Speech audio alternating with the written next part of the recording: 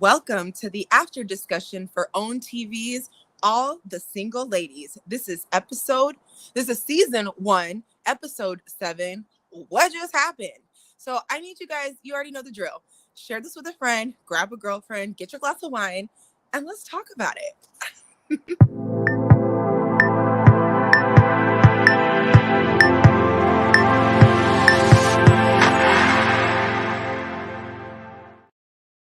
Yo, yo, yo. I am your host, Jamie Alexander, and this is the after discussion for All the Single Ladies.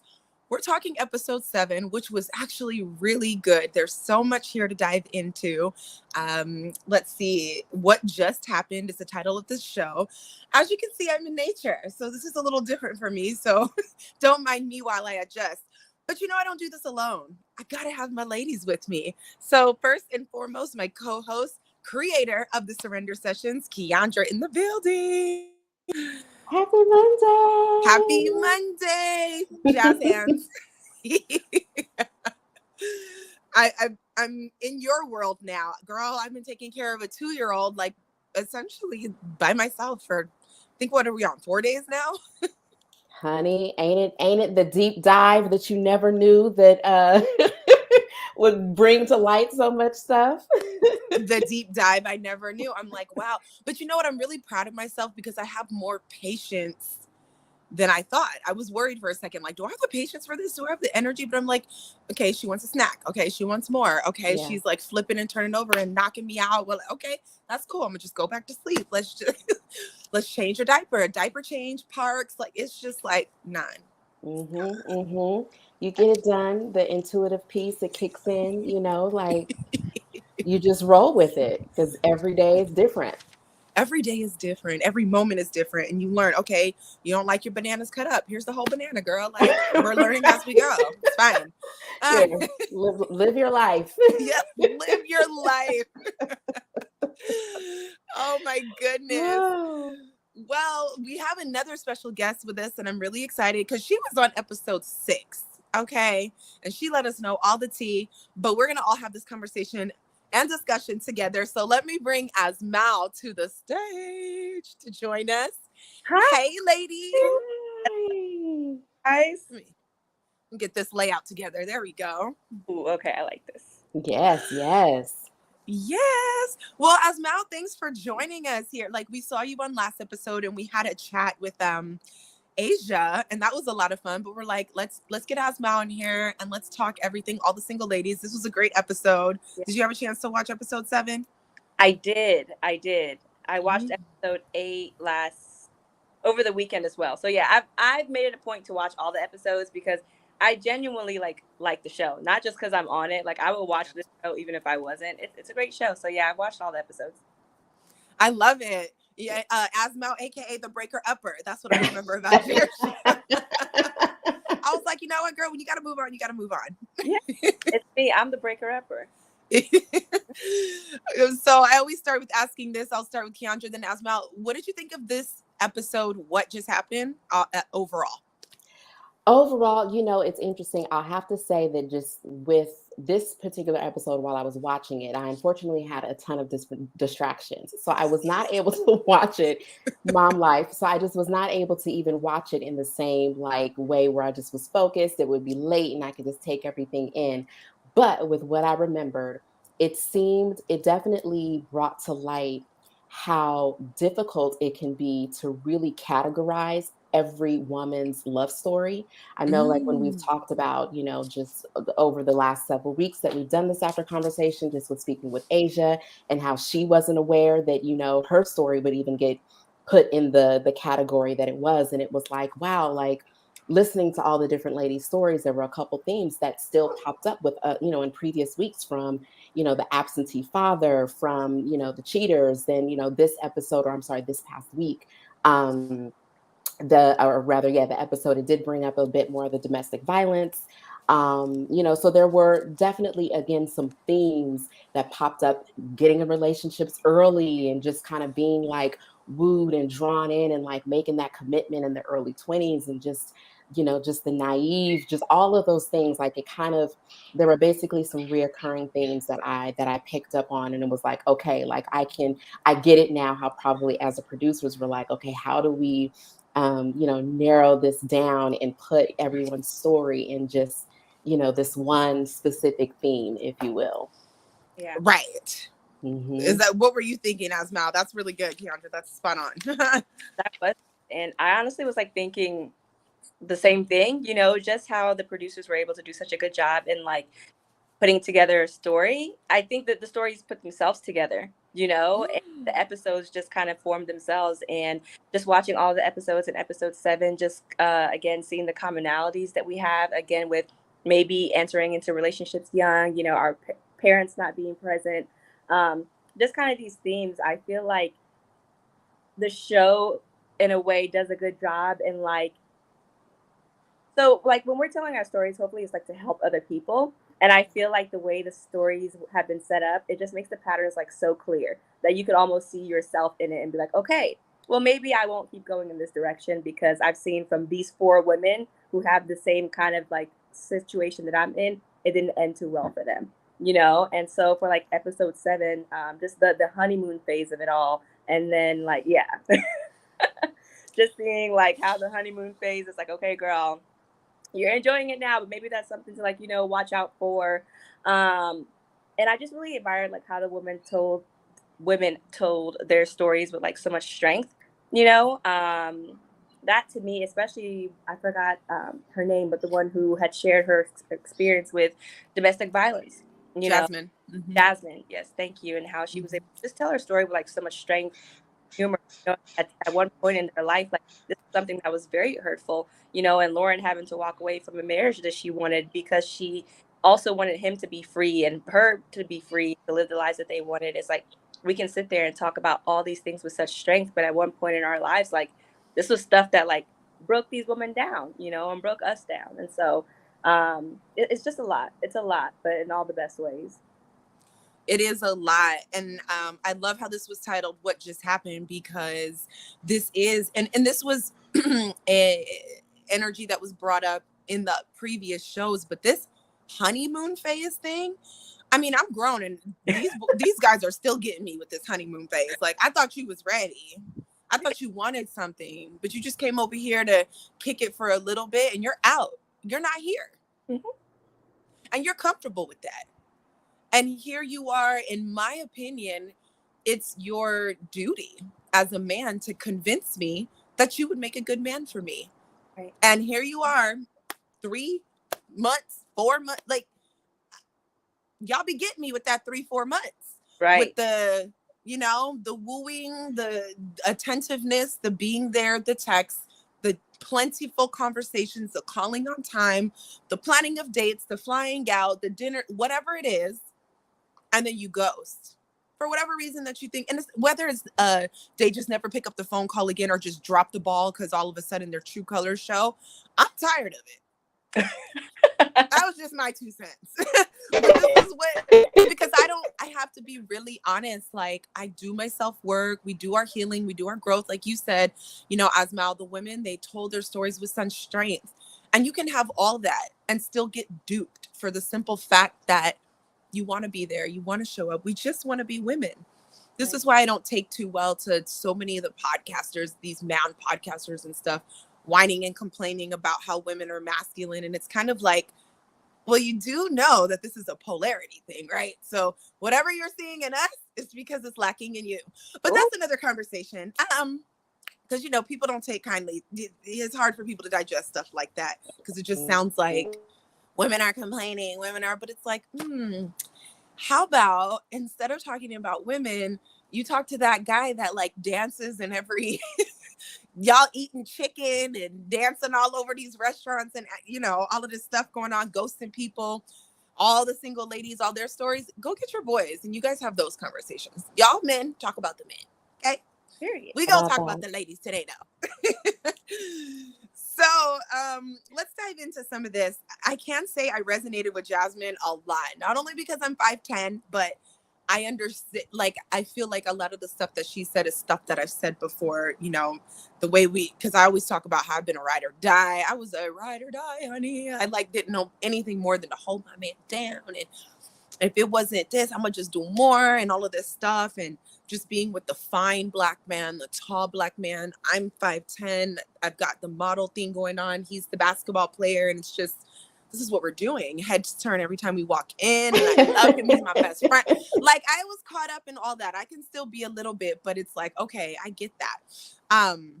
So that leads me to ask, how much does ego play a part in relationship as women?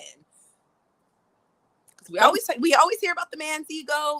And we know the women, we got ego too. So how do you think that has played a part in relationship when it comes to how we choose and how we show up in relationship?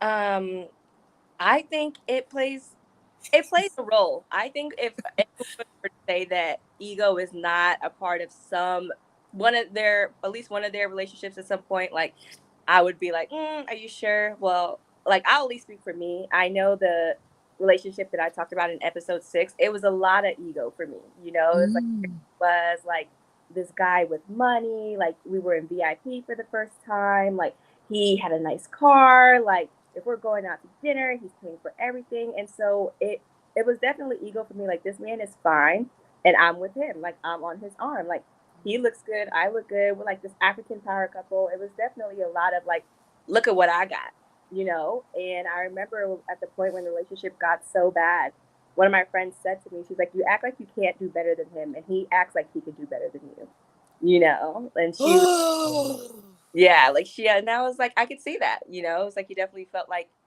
he was doing a favor by being with me, but I think it's because I created that atmosphere, because I'm like, built him up on this pedestal, like, you're everything that I wanted. We look so good together, like, you're this, you're that. And you build somebody up so high that they feel comfortable to like break you down in a way. And it's like hard to walk away, because it's like, this is my trophy guy. It's like the perfect guy that I wanted, you know? So it's definitely ego. You want your friends to think that your man is fine. Doesn't matter if he's toxic. Like, let me know that he's like, I want you to tell me that my boyfriend is sexy. And so, I don't know, it's stupid when you really think about it. Oh my God, I love it. There's the other side of it, where I think also is maybe not so much ego, but it's about validation, you know, like, especially for the woman who has been broken, or, you know, in the previous episode where it's like, you know, the brown skinned women were like, look, nobody's even really cheating. So if a woman is having that type of an experience and then they end up getting with somebody fine, it's like, okay, let's go ahead and let me show the world that I actually am beautiful, that I actually can be in this VIP and have all these top-notch experiences. And, you know, it basically validates the thing that she may not have believed about herself until, you know, this experience came along. And even though it is very surface and, you know, superficial, it still, I think, it can speak to, you know, that broken or lower self-esteem, you know, part that can exist when you've had, you know, maybe some of the abandonment again, or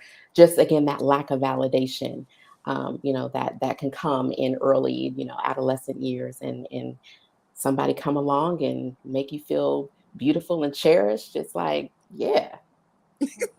Yeah, and I'm saying, you know, you guys both brought it. Those are such great points, and it's so true.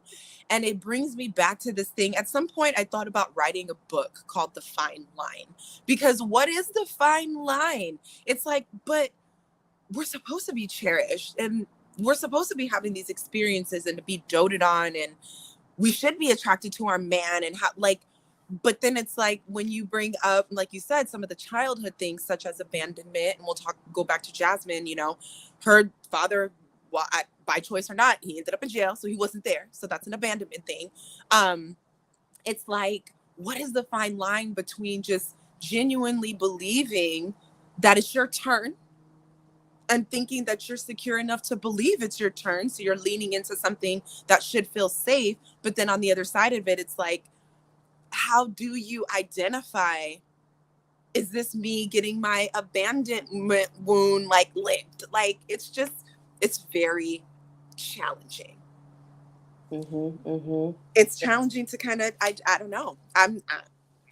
Look, I don't have it all together. I definitely is challenging, but in other ways it can also be like so simple. Like, one, if you just pay attention to the things that people do and not what they say, things are so much more clearer. And it even just comes down to the basic, like, the human thing. Like, is he nice to me? I remember, like, the amount of men that I've dated that have just plain out been mean. It's like, you're actually just mean to me, you know? And it's like asking to date somebody that's nice. It's like the bare necessity. But it's like, when you look at all the other things, like, oh, he's doing this, he's doing this, he's doing that, but is he mean to me? Oh, yeah, he is. It's like, okay, then this isn't love, you know? So it can definitely be challenging. But of course, when you're out of it looking in, it just all seems so simple, you It know, and does. so clear. It Mhm. really does. When I look in retrospect, all my stuff is just so clear. I was like, I knew. There was some point somewhere I got the moment and knew. And I didn't want to know. I didn't want to hear it. I wanted to think I was tripping or my, like, you know, my intuition. That's not what I really heard when I know I did. But it is Mm. that thing. You want to have a good time. You want to lean in. You want to believe that this thing is for you. And yeah, I guess that's where that fine line speaks. It's like, when do you find the gumption to walk away? Like, can you walk away? Can you walk away from the 6'5" basketball player with money who's taking you to the celebrity? Can you walk away? But for real though. Yeah, it depends. Right. How Like, it's like, how bad is it? Right. So Then you start with and the not everybody's perfect. right, rationalizing and trying to think of like, okay, well maybe, but yeah. mhm. I think my thing is like, whenever there's like another woman in the picture, I'm like, I can deal with a lot of stuff, but when it comes to me dealing with or competing with another woman for your attention, I've already lost. Oh, Because if you liked me, then there is no other woman in the picture. Like, I can deal with you being rude, being nasty, doing this, but it's like, what I'm not gonna do is compete for your attention, because at that point you already want to give it to the other woman, give it to her, you know. Which is like, there's a lot of other things that I would put up with, but it's like, when it comes to like, okay, yeah, he's a 6'5" basketball player, but there's 50 other girls who are also talking to him. I'm not special, you know? So yeah, I don't know. It's tricky I though. don't, these days I don't even date. If you're talking to someone else, then I'm already out. Yeah. You Yeah. can date one person at a time. If you don't have that attention span, then you can never be my husband anyway. And I'm I, not saying that you are, but in order for us to really set the intention and have the time and focus, zoom in a little bit, you can't. You yeah. can't be finding out what she likes and what I like at the same time, and what I need and what her needs, what your intention. If you got to do that, just go over there. I'm good. I will not date anybody at this point who's seeing anybody else. I don't care if it's been a week. Yeah, Okay. yeah. And it's interesting because I think this is also a part of like, how do we define dating? Like, Asmal, you said it, where things can be so simple. And unfortunately, it feels like things have become more complicated because even the definition of dating varies from person to person. Some people feel like, we're just dating. What do you mean? Like, and so for them, it's like multiple people, and it's like, oh, but we're not exclusive. And it's like, if certain words or certain phrases aren't used, and then it's like, oh, that's my way of like not having to. Or basically having like a way out, you know what I mean? Or like an excuse to not necessarily be committed or having certain behavior within relationships. And then you have some people who are okay with the situationships, you know what I mean? Depending on the time of their own life and what it is that they want. And so I think in order for us to keep it simple, it means having some of those taboo conversations up front of Mm-hmm. like, look, I'm dating for, marriage. That is what I'm here for. And, the days of me being with multiple people at the same time or whatever, those days are over with. And so some people still feel like, again, like it's taboo, or that it's too soon to bring some of those things up. But it's like, no, like, if you're not out here wanting to get your heart break and dealing with all the shenanigans and other people, and too much has to be stated up front, and getting that clear understanding of like, what is it that you're here for? And I think that really is the only way to keep things simple as you experience these relationships with these people, because it's just it's too much, and it really doesn't have to be. Mm-hmm. Yeah, I completely agree. too much, and it really doesn't have to be. Yeah. Lauren, when she was talking about this man and said that her mom on their wedding paid for a week trip for them to go to Puerto Vallarta, and they only had sex 1.5 times and not even on their wedding life, I'm like, oh, he's gay. Yeah. That was my first Sorry. thought too. It was like, Oh, he's gay. say what now? Like, Yeah, and also Lauren is so fine. I that to me was like insane. I'm like, this girl is she's so cute. She's so pretty. Like as a man, how could you not be all over her? You know, like oh, like they didn't hold hands. They didn't. I thought that too. I was like, okay, maybe he's not into women because any man with eyes can see that this girl is fine. right, Like that Yeah. don't. right. And if you really know, man, you ain't even got to be fine. Yeah, exactly. How about that? How about that? Just the whole setup of the trip and where they at, like that's enough. That's enough. Somebody else paid for it, like that's Yeah. enough. Somebody's getting bent over the balcony immediately. Like, What I agree. like, let's just keep it real. So that leads me to one of my next questions is, um, how often are you seeing guys, or let me see, let me put this the right way. I had it earlier, but like and you guys tell me if you're coming against the same thing, but I'm kind of noticing that a lot of guys are showing up in the way they think they need to show up, the way they think they need to present to society and community for them to be accepted. What do you guys kind of think about that notion? And are you seeing that a lot with men being a little bit more performative about how they show up instead of being authentic about what they really want? For sure. For sure. I'm in a relationship, but I know that some of the struggles have been because of some of it could be wiring from previous relationships, and then also just listening in on what we say we want. And I think any man or good man who wants to be, a good partner in their relationship, they want to please the person that they're with. Yeah. And unfortunately, I think that there can be circumstances, at least what was happening with ours is he was doing what he thought that I wanted, but it was never a conversation that we had. So it's like, no, you didn't really hear that from me, like that is, I acknowledge this and I see it, but this isn't necessarily the way that I would want it. And so I think that there is definitely a lot of performance and assumption. And then, that I think just comes with maturity within a relationship and just being willing to grow and also having an awareness of your own needs and how to communicate them and knowing your love language and all of that. Um, and again, communicating it and being with someone who's willing to make those adjustments for the person that they're with, because the needs can definitely be different. But there is definitely a lot of performance out here. And I can even think back to, just dating, and again putting the what do they call it, the what's that initial phase of The the representative. the representative, there you go. There you go, of like, like basically dealing with the representative of, that's all of that is about performance, right? And it's like, it's not being authentic about what you really really want. It's like, if you really don't want marriage, please just say that. Don't Yeah. Say waste my that. time. Don't waste my time. um, Yeah. if you really just want to be out here and just kick it and have a situational, just be upfront and say that, because someone is actually down for that. And so Yeah. If just you say want to be that. with a man, I got a gay bestie. I will hook you Yeah. up. Yeah. There's someone out here for everyone, and I agree with everything that you said. Like I myself, I'm in a relationship now as well.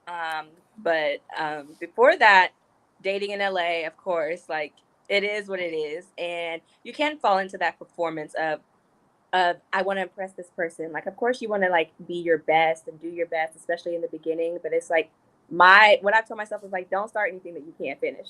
Don't create this person that's gonna be impossible to keep up. And when it comes to experiencing performative love from the other person, it's like time heals all, time shows all. You can only keep up an act for so long. But if you don't have time to waste, I would say like for me what helped to not fall into that trap of performance or receiving that from somebody. Is just being very upfront about what it is that I wanted in the beginning. And that takes confidence, you know. I was talking to my boyfriend about this the other day. I feel like I finally was able to end up in a healthy relationship because I grew in my confidence and became confident enough to know what I don't want, what I do want, be upfront in the very beginning of I'm dating with the intent of marriage, and that is going to scare some people away, but that's perfect because you're the person that I don't want. You know, if me being upfront and honest about wanting to be in a celibate relationship until I get married, that clears about 90% of the dating pool right away. And that's great because That's I'm not looking for somebody who's not willing to wait. And so all of that takes confidence enough to be willing to be alone while you sort through all of that. And that comes from, it's like, if ending up by myself is the worst thing, that's okay because I like myself, you I know. like me. I enjoy my own company, you know, like if me is the better alternative, that's fine. But all of that comes from having grown in your own confidence enough to know I don't need to perform for this person, and also giving the other person space to know that they don't have to perform for you, you know. Mhm. Very early on in my relationship with my boyfriend, I told him, you know, like I'm celibate, I'm a person of faith, like I take my relationship with you very seriously, and this is what I've learned brings me peace and joy. And it's my first celibate relationship ever, and it's his as well. And I was telling him, don't do it for me because it'll be too hard if you're not having sex just for me. You got to already have that relationship with God. You have to already have the understanding that the Lord wants you to wait too, because I can never carry that burden on my shoulders that you're not having sex because of me. You already have to feel that way on your own. Yep. And just allowing him to have that space to be like, okay, I want that. And that is perfectly okay. But because we're upfront with each other, we had that understanding. We didn't have to perform for one another, but communication, conversation, being clear about what you want, and having the confidence to know that you might not get it from that person, and that's okay. Mhm. Yeah, I like that. It really is the confidence on both parts, right? Because sometimes you can say exactly what you will or won't do, and you can't control that another person may perform to be like, well, this is what she wants. So let me, they could tell you as plain as day, like, I'm being real. Like, are you, you know? So it takes a little time, but it is definitely the confidence on both parties. And I'm hoping that more men feel the permission. I know society is hard on men in a particular way when it comes to you need to provide, you need to protect, you need to have a household, you need to, the list looks like, as women have a list too, but you know, I do think that some of those pressures and conversations and things that we put out there kind of make people feel like if they're not in that, then they might not find somebody or they might not have the confidence, because guys get insecure too. I mean, it's really not my business to have a whole conversation about the men because I don't know the intricacies like I do us women, but I know they get insecure. They have the same attachment styles and stuff that we get, the same abandonment issues and all this and that. So it's definitely about the confidence, because I know when they see a woman they like, they kind of want to do what anything they can to like get her in their space too. And sometimes that comes with, I would say, lies, unintentional lies, you know. But this case with Lauren, he knew he wanted a Right. beard. He Right. knows He he's knew that. uncomfortable with just being gay. Yeah. Yeah. And that's not, Yeah. you know, to That's, yeah. it's not by force that you are forced to marry somebody. Like you didn't have to do that. You didn't have to propose, do the whole marriage thing. Like, and I understand it can be hard, you know, as a man having those like same sex attractions, but to pull another person into it in such a serious way, like that's not fair. Yeah. The person, her family, like it's like this stuff is not just it's so selfish. It Yeah. really, really is selfish. And mm, it just what she went through. Like she was definitely the one that my heart was like, oh I God, know. like just within the episode, like just what she went through. Because it's so much, just whatever shame may have come up, just her own disappointment and heartbreak and her own needs not being met, and still, experiencing another level of disappointment in another relationship. So it just was like, oh gosh, like I just wanted to hug her. Yeah. Yeah, I'm with you on that. Uh, y- yeah. So, that's that. I'm looking at another one I really felt for was Lashia. Mhm. And this kind of brought me to the question, how important is it for you guys to know your man's family? Like, how early are you getting invested in his family? and what that looks like. Like, I would say definitely before children, but when do you think it's an important time for you to kind of start to invest in his family and see what that looks like and what's going on? I really don't know if there's like a straight answer. Mm-hmm. I feel like because sometimes there's reasons why there may not be as much insight. Like on both in my relationship, there's people on both our ends that he hasn't met on my, that are significant relationships, but there's good reasons with that. And then the same on his end, where there's significant relationships where we have not been introduced. But then there are several other family that have brought together certain pieces. And so all that to say, mm, I think when there is an intention of joining lives, that might be for the individuals to decide for themselves, because I really don't know what is it like. We all kind of have these timelines of like 6 months, but 6 months might be too long, for some people. 2 years might be too long. And it's so hard to really put like an actual stamp on like what is the best time. But I think it is maybe if the timeline is when you've both made the decision to maybe join your lives together, and at that point, then it's like, all right, we need to be intentional about making certain introductions and spending more time as a couple, in family or with family on both sides, because at that point then it gives them more of a better understanding of what comes with, that individual. Because of course in a perfect world you think that it's just the two of you, and for some people that is the case. Ugh. But we all we all bring in, our family dynamics into the relationship with each other, and it can just be messy because people are, messy, and it can be complicated and not as to the script as we would hope, unfortunately. That for sure, is my experience. And I know Jamie knows this, just a little bit more insight, because we're, Yeah. good friends. But it's definitely a real thing that is not always as simple and clear cut. But I do think that if you've never met anybody, then that's when it's like, okay, like that's a huge red flag. Yeah. Yeah. I think so too. I think it's gonna vary from relationship to relationship, from person to person. But again, it just all leans into like the seriousness of it. Like how long have you guys been together? Is it an actual fully defined relationship?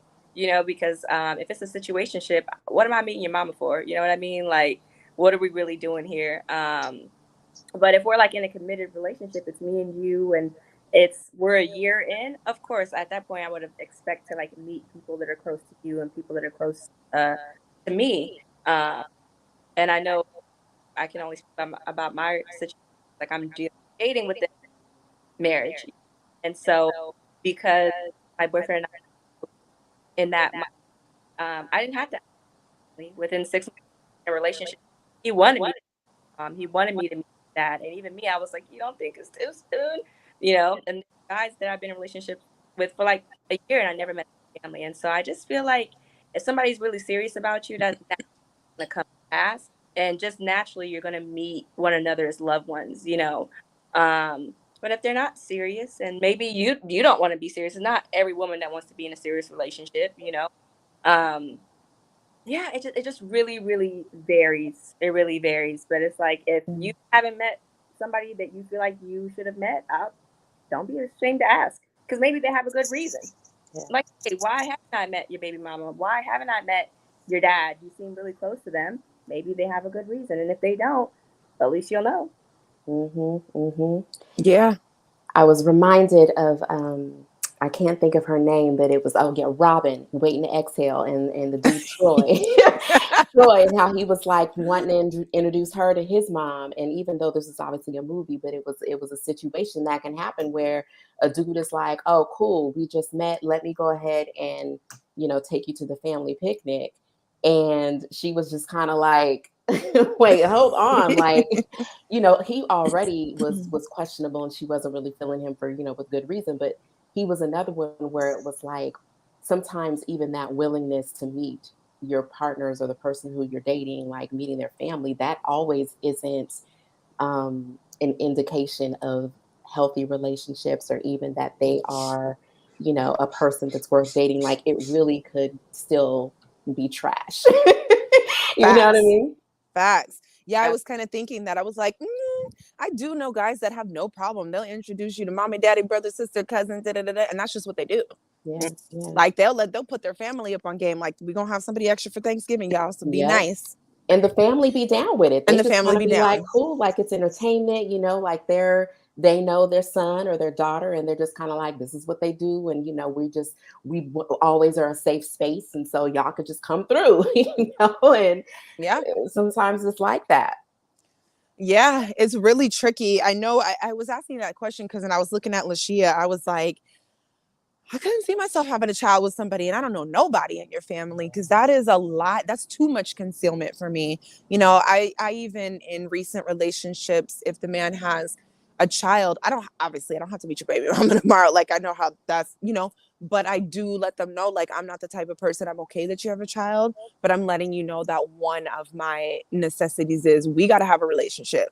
We don't got to be besties, but I'm not doing the whole only you talk to her, only you know her. I don't like concealment because it just feels like a breeding ground for lies and more lies. And not that I want to put that on someone else, like, oh, you need to show me everything or else I think you're lying. But it's like just that open thing, like this is what, like you were saying, Asma, this is what makes me comfortable. This is what I like, this is what I need, and just having those transparent conversations. And just not being afraid to ask, like, do you bring everybody to Thanksgiving? Like, I will ask if I feel some kind of way, like if it's super early or we're not defined or whatever. But I just felt that bad that she had a whole baby. But when she went there, because I was in a situation like that. I was with somebody for a long time. We were actually, engaged, and it was that same thing that she got, leave now and go to the house, because your Mm, intuition will just tell you. And it was mm, out mm, of the norm for me. I wasn't going to stop by that day today, but I pull up and there's a car there. I go in the back door like I usually do. I'm in your room. Where are the pictures? Why the pictures in the drawer? Why mm, baby girl's picture in the drawer? Then I proceed to the living room. Oh, you got company? Ooh. mm, mm, Right. mm, But mm, then mm, later on down the line, I'm hanging with him and Pops, and it's time for Christmas. And he's like, did you get the other one at Christmas? Get the other one. So it's like if you mm, go hide, mm. people don't want you around their family because their family gonna say something. And then That now I'm looking too. at you like other one. Let's talk about the other one because there's no pictures of the other one. Oh, there's this girl that okay. So upon further investigation, I find a picture and it looks like you in a dress with pigtails. That is your child, honey. That is your child. So it's just like but all it to say, if you gonna hide one, you gonna hide two. If you gonna Right. hide two, just like Lashia, you gonna hide 3, 4, 5 cousins, husband, grandfather. I can't do it. Yeah.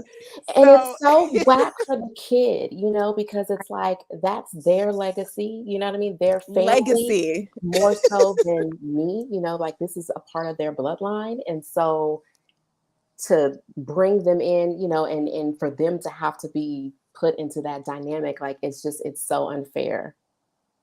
When she said that he had been bringing his other daughter to their daughter's birthday party as the cousin, I was like, people are so insane. Like, what is your problem? Like, That's insane. it's so bold.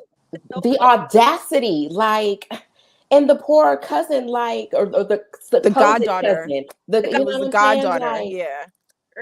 uh, You saying that's your godchild, but it's really your child? but it's really your And child, you really got me up here boo boo the fool with our child. And they're siblings, and they're missing out on that sibling relationship. Yes.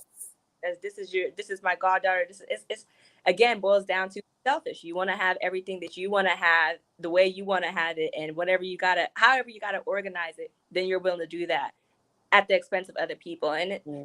wrong. It's just wrong. I feel like dating is just such a risk. You really, really do not know what it is that you're going to get ever, and so that's why you just have to be solid in yourself. Even with, I can have all the expectations, all the confidence in the world. You don't know what that other person is thinking all of the time. You know, all Yeah. you do is just accept what you're seeing in front of you and just hope for the best and build yourself enough to the point where it's like, I'm not going to break apart if this does not work out, because you never really, really know.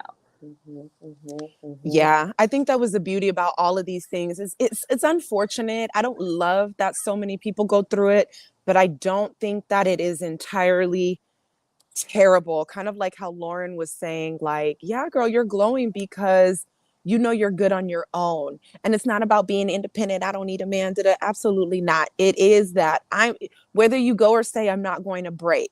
Are Yeah. the tears gonna fall? Yes. Is the heart gonna hurt? Am I gonna have to talk to my girlfriends, eat the ice cream, and do whatever else needs to be done to keep myself sane for a little bit while I go through the motions? Yes, but I won't break off Yeah. of it. And I will be willing to love again. Just like, Jasmine said, like, okay, it didn't break me. I'm willing to love again. Yeah. And that's really necessary, I believe, to even have a healthy relationship, because like you said, we don't know what people are thinking, and that's okay. Yeah. And I'm willing to take the risk every time. Every time I get into something, I'm like, well, that didn't work out. Who else out here? Right. Somebody else out here would have loved me. I'm ready. Like, I'm down. Like, whatever. I'll get over it. Like, because it's just like, what am I gonna, that's only going to be a detriment to me, to Exactly. close off and to not accept love and assume everybody's this or that. I'm gonna just have to keep going, because you can do the work, you can be confident, you can do the growth, but it's still a risk. We Yeah. just don't know. There are some A-list Oscar worthy actors out here in these streets that are willing to perform. That perform behind closed doors and in front of the camera. So yeah. Just like Homeboy was doing, like Jasmine said, and I believe her because I've seen so many relationships like this. But you beating on me at home, but outside you the church man. I gotta watch you be nice to everybody, and the second you get in here, because you broke now and you ain't playing basketball and your spot's blown up in Germany, you pushing me around the house. I know women who have been treated dog dirty at home, but you go out, you buying drinks on the credit card, you the church man, you're kind. First of all, that's a lot for a person to keep up. I just want to be me. I don't have time to be this version of me for you, this version. That's too many masks. Yeah. But it's just really hurtful, I'm sure, obviously, for the women involved to be like, well, what's wrong with me? Why can't you? I want that guy. Right. And it's like, you're also showing them that, oh, you're capable of doing it in front of other people. What's the difference between doing it for an audience or just doing it for me? Like, a mindset again, where it's like, okay, I know when we're out in public, I'm going to get this person. And so I know that that person is there, even with the relationship that I talked about in my episode, when we're out in public, popping bottles, like I was like this trophy girlfriend to him. And then in private, like he was just so mean to me. I'm like, if only you could treat me in private like how you do in public, and then sometimes you have the opposite, where somebody's very kind to you in private, and then in public they act like they don't know you. So it's just kind of, again, goes back to performance, like It just goes back. performances, like yeah.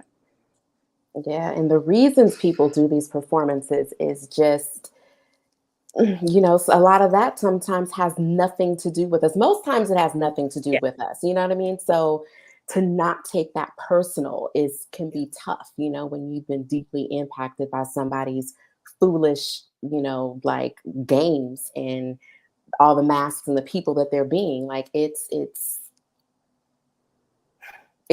awful, and it's really, really hurtful. It really is. Yeah, I think that's one thing I constantly remind myself to, even as of recently, like, don't take it personal, even though it's hard not to. You get in your feelings because you have them, which makes you human and beautiful and all of these things. But to not take it personal, to really remove yourself and your worth and your value from the treatment, the energy, the emotion, the abuse, emotional or otherwise, so that's a good one right there. It's not personal, but that can be a hard pill to swallow when you definitely believe you're in love with somebody and they're in love with you. And that leads me to one of the stats that I saw, is they were talking about emotional maturity, and men don't reach that till at least 43 and women get there at 32. I didn't And I'm know like, it was that old. Like I mean, or 43? 43, like that's, but you know what? I'm like, My stepfather, I guess that kind of confirms it. He believes that it's 50. just from his own experience. And I think he's a great, man. But to think that, like, gosh, like I still have some years to go before I'm at 50. Like, what? And Who has the time to be waiting? who has the time? Get your brain together. Like that is a long That's a long time. time. 43. That's long. And for women to be 32, this is why, again, I love to have these conversations and let's bring in the real stories. Let's bring in some of the stats because, we hear these things, we see these memes, we have all these people talking, but let's get to the nitty gritty, guys. Like, are you really aware of what women deal with? I mean, I have the most amazing friend group. I'm not one of those people who has a hard time attracting amazing women. And I'm like, I'm not blind. These women are like, I would marry you, girl. Like, you are amazing, and to see some of the things that just it's like, okay, the common denominator might be you, but it's also this male species sometimes. And like, if this is the stat that it's not happening till 43, it's like, I'm just kind of wondering, like, how and when do we how and when do we get to the point where we can more deal with the reality of things? Like, what does that look like if we know this, that the majority of these guys don't reach full emotional maturity till 43, we get it at 32? How do we use this information to our advantage and in a positive way? Because it just is what it is, clearly. Like, does that mean introducing things that will develop emotional maturity to boys younger? Does it mean start having women find interest in men that are older? Like, I mean, I'm just throwing things out there that are a little bit more solution oriented rather than being like complaining about something. Like, what is what could be the solution to that? Because And that's it's insane. interesting because it's like if that's like a biological wiring, right? How much can the outside things influence to, maybe move that up a bit, like the more the environmental or, just the way that they're being raised or all those things, like, can that really help bring the bar up, or is it just one of those things of, yeah, biologically, that just is what it is. And we just have to, Keep thugging like you through it. said, keep thugging through it or figure out like how we then choose to move through that fact, without being in denial about it. Because I don't think a lot of people know that. I know I certainly didn't. I thought it was like 23 for I some thought it was reason. 35. Yeah, I knew it Okay. was 30s or something. I didn't know like it was like 40 something. And I think like biologically that's a biological fact, right? I don't know if there's anything, well, yeah, there's nothing we can do about that biological fact, and that we mature 10 years before that they do. And so I'm like, okay, having to learn that I can't control other people, I can't control their actions. The only thing that I can control is the square feet that I stand on, the plot of earth that I occupy. I think the best thing as women maybe that we could do, well, I'll just speak generally like about myself, is like, okay, if I know that I'm mature 10 years ahead of men, I'm going to protect myself from their nonsense, and the way that I've done that is like having firm boundaries. Like, you may be young and immature and playing your games, but you're not going to play them with me. You may not be where you need to be mentally, but I'm also not willing to wait for you to get there or deal with you as you do. And if you're going to be in my space, this is what the expectations are, this is what the boundaries are, and this is, you can set your boundaries as well.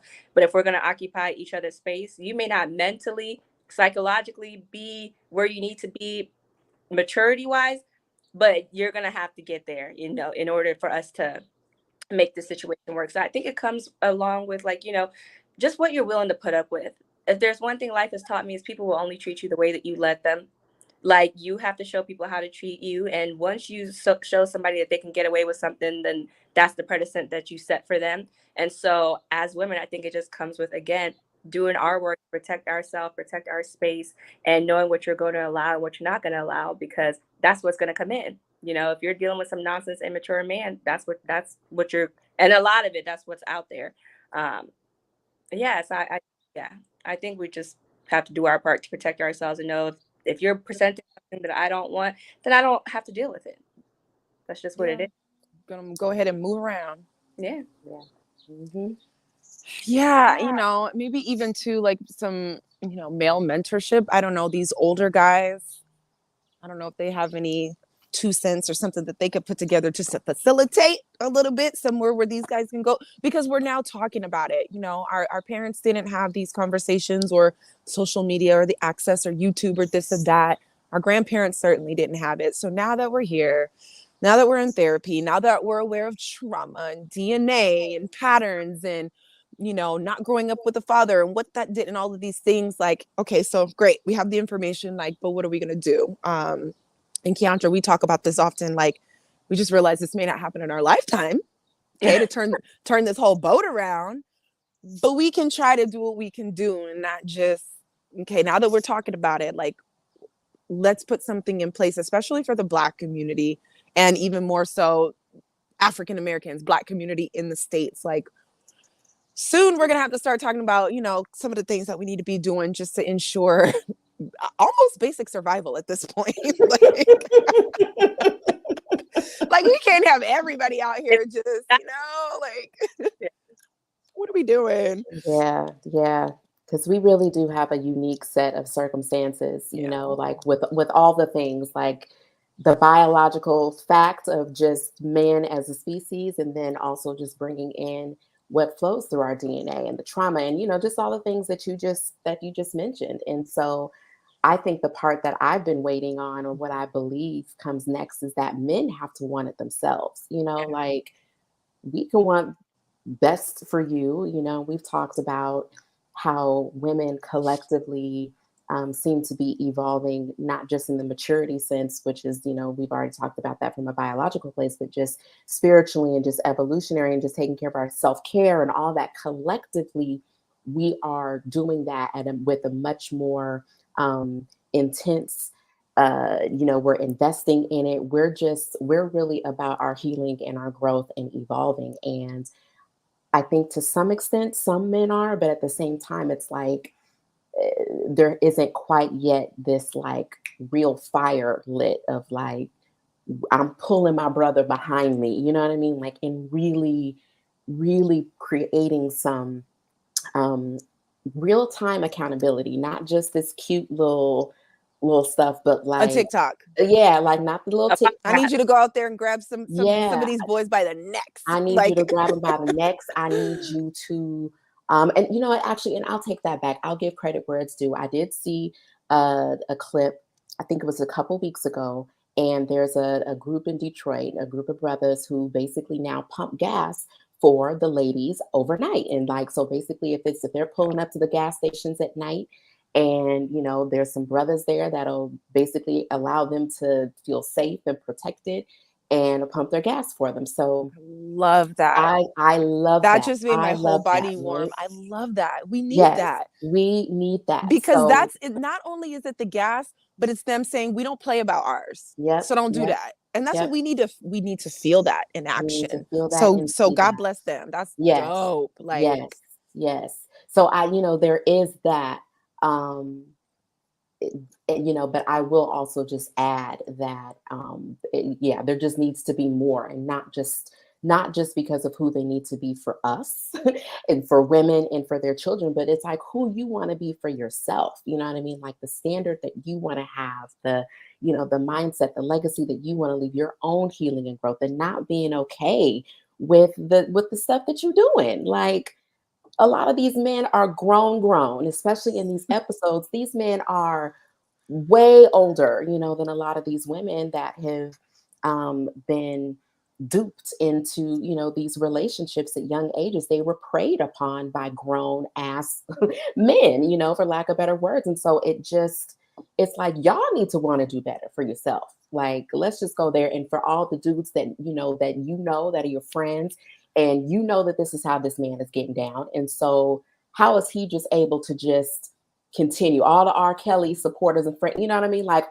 everybody, Right. knew, but y'all just let him just be out here. And it was just like, oh, but we're just going to give him a pass. Like, no, it's not okay. Like, y'all need to pull coattail. So I'm gonna just take a sip of water. Facts. Drop your mic. It No, gets it's me very fired up true. because it's like No, y'all it's need to come really after your true. own. Like Yes. we can't do this for you. Like Yeah. y'all need to do it. So And we've had men ask, we what they could, have. what we could put together for them, what we could, Yep. and I'm with you, Keandra, because I've put together circles and roundtables and discussions, given, Yeah. especially Black men platform, which I'm very proud of. It was very great, and I love it. But it's like I'm a girl, I'm Yeah. a woman. Yeah. There's nothing, that I can say because I do see and realize like if you're not a certain type of man with a certain type of foundation anyway, you can't even hear women.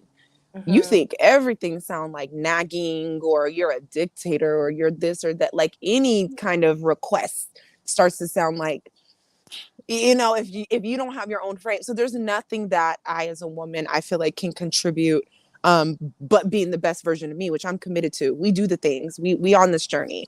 So I think, it would be really nice to see stuff like that, just real radical extra, because guys and girls are different. So while we're sitting at the spas and crying and burning our papers, y'all go on out there and spend 10 days in the woods or whatever you need to do, beat on each other. I don't know how this works. Yeah. Like, I don't Yeah. know what rite of passage looks like, but you know what I'm saying. Like, this needs to be Yeah. physical now. Y'all Yeah. need to dive in. And it's y'all responsibility. Like Yeah, you I don't. cannot be looking to the women to do this for you. I know that we model relationships better, and some of that is just, our own way that we're wired, our primal states of relationships. But at some point, we can't just be saving the world, and especially as Black women, like we No. just do so much. And it's unfair, when that expectation is still there to be like, can you do? No, I'm not mothering you too. I, No. I got kids. I I got kids. I got a son. I'll mother him. But at some point too, it's like you're gonna have to find your Go way. with your daddy. Tell your daddy to take you. right, raise your boyfriend too. I feel like all the information is out there for people who want to do better. And Mhm. that responsibility on anybody else. It's not on Black women to fix this for Black men. You know what I mean? Of course, I think again we have to acknowledge, historical things, societal things. There are things out there in society that actively work against Black love, that actively work against seeing people of color in healthy relationships. These are true, things that maybe to the naked eye we don't see, but there's a concerted effort to keep us apart.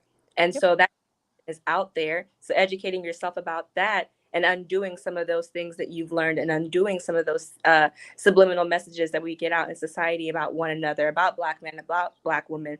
There is an incentive there to keep us apart. And so we have to want to be together, and the men have to want to be there. And that information is out there on how to uh, reframe your mindset and heal and be better and make yourself available for love. So it's not on us to create those spaces for them. They have to want to do it because the information is out there, and if you yeah, it's very easy to just fall into the things that are out there to fall into, especially when it comes to having Black love. And so Mhm. knowing Oh that, man.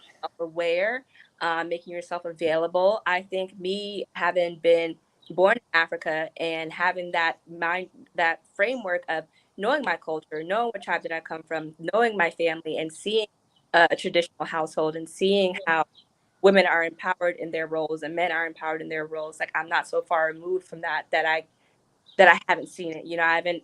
Although I was raised African American in America, I still know where my people come from. I still know my roots and all that stuff. So, traditional family values are still important to me because I've seen them work and I've seen it in a way where it's empowering to both people, not men dominating women or women dominating men, but everybody being equal and everybody being valued. So, because I've seen that, I want it for myself. And there's people who haven't seen that, but it's like the information out there for you to get and for you to understand and for you to make sense of in your own life. There was a point where we're all ignorant to all the things that happen, but we don't live in that generation anymore. We live in information generation. Just like somebody's watching this live, you can go on the internet and figure out whatever it is that you need to figure out to get to where it is that you want to be. Whatever it is that you want in life, you can have. no matter how long it takes for you to get there, whether it's a healthy relationship with yourself, with another person. You can do it, but you can't for somebody else to do that for you, you know. Yeah, and you have to be vigilant about it. Like when I think of Black love, the warrior spirit in me wants to be like, oh, I'm gonna love my Black man, and he gonna love me, and we gonna have some Black babies, and we're gonna be healthy and happy, and y'all gonna see all this Black love. Like you go just because I'm a natural, just like rebel. I think like I'm just like, oh, y'all wanna put these subtleties in my face. Watch what we do. Yeah. Watch how we inspire. Watch how we do our part to move the needle. Like, so to me, I think it's the vigilance about it. This isn't a passive thing. You can't just situationship yourself into your 80s. Like, Exactly. where's the Come legacy? Like, on. I just want the fight back. Like, what are we do? It should be, what did they, I think Tank said something. What is it? Black loving each other or Black love is an act of rebellion. He was kind of sharing how there was this, he's an amazing R&B singer. His voice is amazing. He wants to sing these love songs, but it don't get no play. Yeah, Nobody he's wants to see Yeah. this strong married Black man of boys and girls up here singing about how much he loves his woman, and then Yeah. have what, everybody follow suit. Oh my God, we don't want that. Like, that's even with the whole Rihanna cover we're seeing now, just looking at it, I wasn't too crazy about it, but I was just like, wow, they really don't want to see this big Black man and his woman. My woman's Rihanna. I got this baby. Did it? We're out here. Like, do you know what I'm saying? Just a depiction him of all family. just just he And I all get it. It was about her and all this and that. I get that. But I'm also saying when we see some of these other families, we see the regal, you know what I'm saying? We're seeing father, wife. You can still look powerful and regal and boss lady and it be about you. And you can sit here and your child could be here and your man could be like, show Yeah. me, like, you know what I mean? Like, subtle. It's it's very subtle. subtle, and of course, like always, go where you're celebrated. I love the fact that I'm seeing Black women not just wait around like have to date a Black man. No, if a white man is going to be the one who loves you and treats you well, or a Filipino or Indian, go where you are. Remove all the, Mm-hmm. but also be open. I what I would say is like, don't be, I don't date Black men or I don't date Black women. No, date whoever loves you best, and also be aware that, okay, there's things out there that want me to not want someone that looks like me, but I do. And if that's not available for me, God, if that's not what you have, that's okay. I will go where I'm loved and where I'm celebrated. It's just all about awareness, self-awareness, what's going on out there, what's going on here, how that is affecting me. It's all about just being aware of what's out there. Yeah, Yeah. absolutely. And there was something that Taylor said. I know we didn't talk too much about the Sparkle Queen because oh my God, it was just chaos for me. These men falling out trucks and bleeding and ghosted and Oh yeah, the blood God, all over the walls. It was I was like, like, oh ooh. my God, girl. Yeah. I Her don't even stories know what to were say. so great. I was like, oh my gosh. And I like the way that Taylor tells stories too. I like her. Yeah, she was a great Perfect. storyteller. Yeah, I love it. She is a great storyteller, but I love what she said closer to the end with the love lessons, like just being open and ready to receive and smiling and giving that energy. That's all you can do is be the best and be welcoming about it. Here I am. And like, like you said, Asma, whoever wants to love me, like, show me what you got and I'm here to reciprocate. Like, Yeah. I'm down. Yeah. I'm down, I'm Mm-hmm. open. Mm-hmm. Yeah, I thought she had a great love lesson too, because it really Yeah. is about the openness. I think, Yeah. especially when you've experienced some heartbreak and betrayal or any of that, like life can close you up. You can harden your heart, and so to be able to be open, it's a really beautiful and vulnerable thing, and you can be so surprised. And that's just the beautiful thing about life, about redemption, about believing that God, what we have for us is what God has for us is good, and that we can have all those things that we truly desire. We really can have the desires of our heart, but it does require being open, it's because things may not look the way that we thought. Yeah, And so allowing ourselves to be beautifully surprised is, I think is really key in being able to have another shot, at the love that we thought may not have been possible. Oh, exactly. that was good. Yeah. and all those. Okay. Like, Yeah. like that's it. That's Yeah. there. I like that. I think we can almost end on that note. I see y'all in here watching. Did you get that? Because that's where I think that's good. I love that. That's so beautiful. That's what it is. I enjoyed this conversation. I gotta get in here and help with these babies. My sister just had a baby.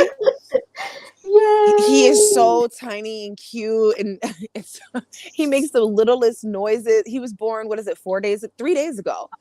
Fresh baby. So fresh baby. And then there's an almost 2-year-old in there. So we're all doing what we can to like ease my sister into the situation, and then I'm going home. So I don't know what they're gonna do, but I'll do the diapers. I didn't take the baby to the park. We ran. I wore her out.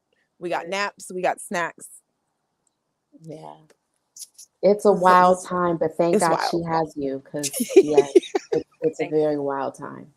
Having 2 under 2, I don't know about it. I heard it's not easy. So it's not. I can already see. I don't know what she's gonna do when we leave. Like, she's gonna do it, because we're gonna do what needs to be done. But I'm just like, because you can't forget that the 2-year-old is still 2, even though you have. It's just okay. Well, so I'm doing my part. That's an auntie.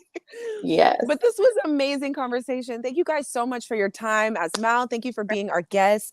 I have a feeling, so we have a finale, which is episode 8, next week. But I have a feeling I'm just going to put together a conversation or two, because you guys have been so amazing. The conversation's been so good. I feel like the majority of us could probably sit here and talk for hours. And we'll probably do a couple, wrap up episodes and just conversations. So I hope you can come back if you're down and, back. Yay. So let's tell the people where they can find you on social media, including me, because I would love to follow you. You can find me on Instagram at the Ratchet Christian. It's spelled how it sounds, so the Ratchet Christian, and it'll come up under Asmau. That's my name on YouTube, the Ratchet Christian, and on TikTok it's Asmau, but my name is super hard to spell. So if you find my Instagram and you find my YouTube, you'll find my TikTok. So yeah, follow me on Instagram. I would love to meet you guys, talk to you. Send me a DM. Don't be weird. I'll respond if it's not weird. That part, like.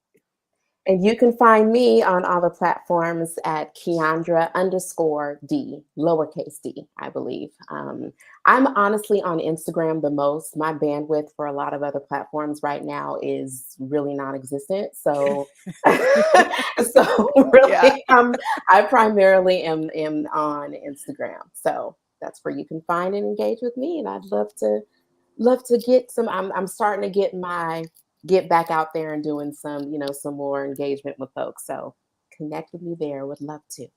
Yes. And here's mine. I'm gonna hide my nails because these babies won't let me be great.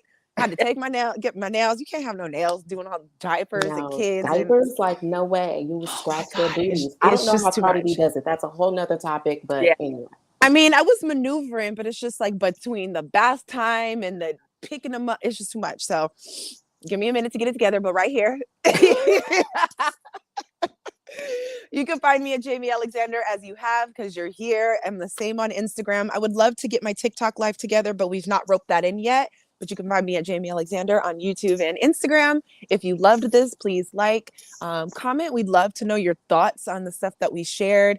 If you think one of your girlfriends could benefit from this conversation, forward it along.